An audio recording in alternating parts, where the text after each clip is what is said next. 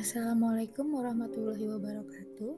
Perkenalkan, saya Salsabila Dwi Aulia Rismayuti dengan NIM 20110160025. Hari ini saya akan menjelaskan mengenai konsep dasar rumah sakit yang meliputi definisi rumah sakit, klasifikasi rumah sakit, organisasi dalam rumah sakit, dan ketenagaan di rumah sakit.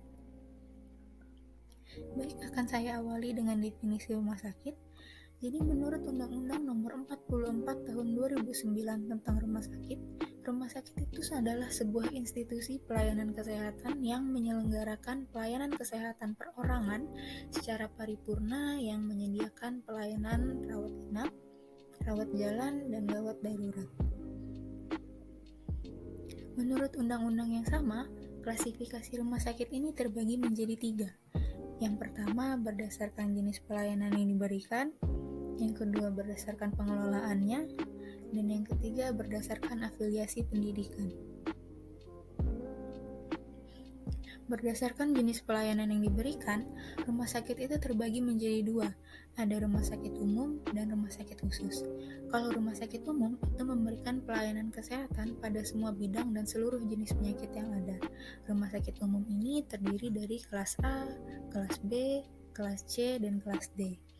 Kalau rumah sakit khusus itu memberikan pelayanan utama hanya pada satu bidang atau satu jenis penyakit tertentu berdasarkan disiplin ilmu, golongan umur, organ, jenis penyakit, atau kekhususan lainnya. Contoh rumah sakit khusus adalah rumah sakit ibu dan anak dan rumah sakit mata. Rumah sakit khusus ini terdiri dari kelas A, kelas B, dan kelas C. Berdasarkan pengelolaannya, rumah sakit itu terbagi menjadi 2, ada rumah sakit publik dan rumah sakit private.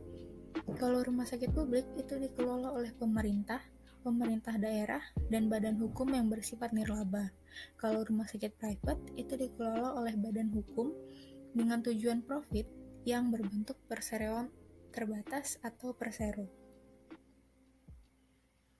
Berdasarkan afiliasi pendidikan, rumah sakit itu terbagi menjadi 2. Ada rumah sakit pendidikan dan rumah sakit non-pendidikan.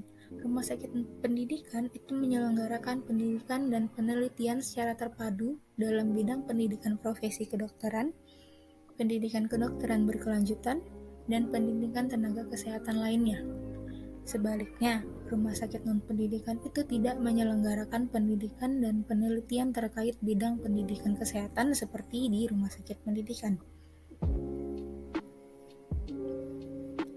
Lalu, menurut Peraturan Presiden Republik Indonesia Nomor 77 Tahun 2015 tentang Pedoman Organisasi Rumah Sakit, organisasi rumah sakit itu paling sedikit terdiri atas yang pertama kepala rumah sakit atau direktur rumah sakit, kedua unsur pelayanan medis, ketiga unsur keperawatan, keempat unsur penunjang medis, kelima unsur administrasi umum dan keuangan, keenam komite medis, dan yang terakhir satuan pemeriksaan internal. Ketenagaan di rumah sakit ini meliputi semua tenaga kerja yang terlibat dalam pemberian pelayanan kesehatan. Beberapa jenis tenaga kerja di rumah sakit ini meliputi dokter dan dokter spesialis, perawat, farmasis dan tenaga kefarmasian, petugas laboratorium, ahli terapi, ahli gizi, staf administrasi dan manajemen, petugas kebersihan dan perawatan lingkungan, staf layanan dukungan pasien dan kesehatan masyarakat, dan staf-staf lainnya. Baik, mungkin itu saja yang dapat saya sampaikan pada hari ini. Untuk perhatiannya saya ucapkan terima kasih.